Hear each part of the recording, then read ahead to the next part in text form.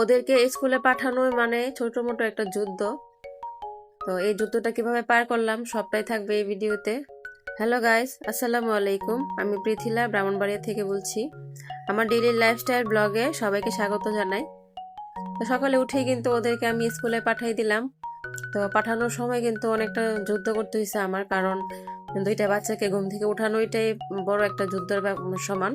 কারণ ওরা বাচ্চা মানুষ, ঘুম থেকে উঠতেই সময় লাগে, আর স্কুল মানে ক্লাসটা একটু তাড়াতাড়ি, তাই উঠতে চায় না ওরা। আর উঠানোর পরে কিন্তু আরেকটা যুদ্ধ হচ্ছে গিয়া ওদেরকে খাবার দাবার খাওয়ানোটা। এটা কিন্তু অনেকটা মানে বিরক্তিকর, আর সময় অনেক টাইম লাগে ওদেরকে খাওয়াইতে। তাই আমার অনেক আগে সকাল সকাল ঘুম থেকে উঠতে হয় ওদেরকে নিয়ে স্কুলে যাওয়ার যেদিন যাই আর কি ওই দিন। তো ওদেরকে স্কুলের যুদ্ধর কাজটা শেষ করে আমি কিন্তু বাসায় আসছি। আসার পর রান্না বান্না শুরু করে দিছি।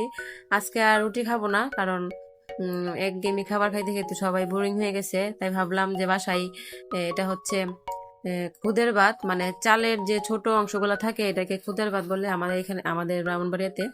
তো এটা আজকে রান্না করব। এটা কিন্তু একদম পোলার মতো রান্না করে। তো কারা কিভাবে রান্না করে আমি জানি না, কিন্তু আমি এইভাবে রান্না করি আর কি। তো এটা কিন্তু মানে সবাই একই সিস্টেমে রান্না করে, কিন্তু এর মধ্যে আমি এক্সট্রা একটা দিব। এটা হচ্ছে ঘি দিব আর কি। এটা আমার শাশুড়ি মা বলছিল যে ঘি দেওয়ার জন্য। তো ঘি না দিলেও কিন্তু এটা টেস্টটা অনেকটা ভালো হয়। আর এটার ফ্লেভারটা কিন্তু একদম পোলার মতোই। তো দিয়ে তো সিপটা প্রথম ফার্স্টে ভাবছিল যে এটা পোলাওই। আমি পরে বলছি না, এটা পোলাও না, এটা হলো খুদের ভাত। তো এখানে কিন্তু দুই ধরনের নাস্তা হইতেছে আমাদের জন্য। আমরা মানে খুদের ভাত রান্না করছি, আর আমার শ্বশুর কিন্তু এগুলা মানে খায় না। মুরব্বী মানুষ, উনি এগুলা পছন্দ করে না, তাই ওনার জন্য রুটি বানাইছিলাম। তো ওনাকে নাস্তা দিয়ে দিছি। তো নাস্তার ঝামেলা শেষ করার পরে কিন্তু এখানে আমি কি কি রান্না করব সবকিছু গুছিয়ে নিছি। তো পেঁয়াজ, ধনিয়া পাতা, কাঁচামরিচ কাটার পরে এখানে নিয়ে নিছি করলা। তারপরে এখানে মাছ নিয়ে নিছি।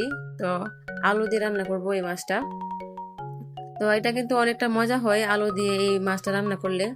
তো রান্না বান্নার প্রস্তুতি নেওয়ার পরে কিন্তু আবার ওদেরকে স্কুল থেকে আনার সময় হয়ে গেছে। আর প্রত্যেক ভিডিওতে আমি বলি যে তৌসিফ কিন্তু মানে কোচিং করে না, তো ওরে আমি স্কুল থেকে নিয়ে আসার সময় দিয়াকে মানে কোচিং এর জন্য খাবার খাওয়াই দিয়ে আসি আর কি। তো আমরা অফিস সময় বসে নাস্তা মানে দিয়াকে নাস্তা করাইতেছি। তো দিয়াকে কোচিং এ দিয়ে আসায় তারপর আমি তৌসিফকে বাসায় নিয়ে আসা বসছি। তো বাসায় আসার সময় মা ছেলে দুষ্টুমি করতে করতে আসছে আর কি। আর উনি তো স্কুল ছুটি ফেললে একদম রাজা হয়ে যায়, তো দৌড়াইতে দৌড়াইতে আসে। তো একটু সাবধানতা পাতে আনি, কারণ রাস্তা মেন রোড আমাদের পাশে একদম। তো বাসায় আসার পরে রান্না বান্না শুরু করে দিছি। তো তৌসিফকে আজকে আমি দিয়ার সাথে স্কুলে খাওয়াই ফেলছিলাম, তাই আজকে আর আইসে আবার মানে কিছু খাওয়াই নাই। কারণ ও নাস্তায় আমি মানে এক ঢিলে দুই পাখি করলাম আর কি। তো সময় বাঁচানোর জন্যই আমি যত কিছুই মানে করি না কেন, সব কিছু সময়টা আমার কভার করার জন্যই করি। তো এখানে আসার পর আমি শাকটা বসাই দিয়েছি, কারণ শাকটা আনছে 2 দিন হয়ে গেছে, কারণ এটা আমি কুটে বাছা রেখে দিয়েছিলাম। তো আজকে রান্না করবো, কালকে রান্না করতে করতে করতে 2 দিন হয়ে গেছে। তো শাকটা ভাজি বসাই দিছি, আর এদিকে আমি মাছটাও ফ্রাই করে নিতেছি। এই ছোট ছোট মাছগুলা কিন্তু আমি এরকম করে পিস করে নিছি রান্না করার জন্য। তো আলুর সাইজটা যেহেতু ছোট, মাছগুলা বড় থাকলে কিন্তু মানে দেখতে ভালো লাগবে না, তাই আমি পিস করে নিছি। তো এটার ফ্লেভার মানে এটার টেস্টটা কিন্তু অনেক ভালো হয় একটু ভাইজা রান্না করলে। আর শীতকালীন আসতেছে, শীতের সময় কিন্তু এই খাবারটা কিন্তু মানে না টানেলেও ভালো লাগবে, শুধু কষাই রান্না করলে ভালো লাগে। তো গরম সেজন্য আর কি টানাই রানতেছি। তো নেক্সট যখন আমি রান্না করব তখন কিন্তু শীতের একটা আমেজ আসবে, তখন ওইটা মানে ভালো করে ভাজা খেলে কিন্তু ভালো লাগে। আর এদিকে কিন্তু আমি মানে আলুটা ভাজে ফেলছি। তো আলুটা ভাজার পরে কিন্তু আমি মাছ মানে সব মশলা দিয়ে ভালো করে কষানোর পরে মাছ আর আলু দুইটা একসাথে দিয়ে ঝোল দিয়ে দিছি। তো এবার কষতে থাকুক। আর এদিকে আমি মানে করলা ভাজিটা বসাই দিছি। আর করলা ভাজি তো সবাই করতে পারে, তো সিম্পল ভাবে করলা ভাজিটা বসাই দেওয়ার পরে রান্না বান্না প্রায় কমপ্লিট হয়ে গেছে আমার।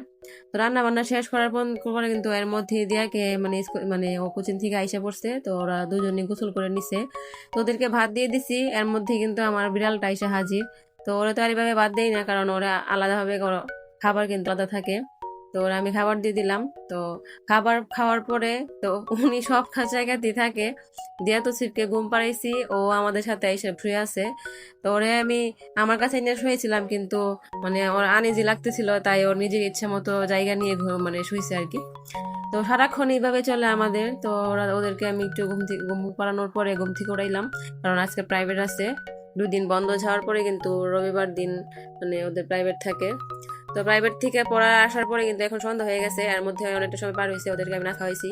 তো ওদেরকে পড়তে বসাই দিছি, সাথে কিন্তু কাজও নিয়ে নিছি, কারণ ব্যস্ততার মাঝে কিন্তু সব কাজ করতে পারি না আমি। তো ওকে আমি একদিকে পড়াইতেছি আর দিকে মানে কাপড় টাপড় ভাঁজ করতেছি, কারণ এগুলো বারান্দায় ছিল। তো বৃষ্টির কারণে 1-2 দিন মানে বৃষ্টি পড়ছিল, বৃষ্টির কারণে কাপড় জমে গেছিল, তাই এগুলা মানে একসাথে ধোয়া লাগছে আমার। তো কাপড় জমে গেলে কিন্তু অনেকটা কষ্ট হয়। তো আমার ভিডিওটা প্রায় শেষ পর্যায়ে চলে আসছে। সবাই ভালো থাকবেন আর আমাদের জন্য অবশ্যই দোয়া করবেন। আল্লাহ হাফেজ।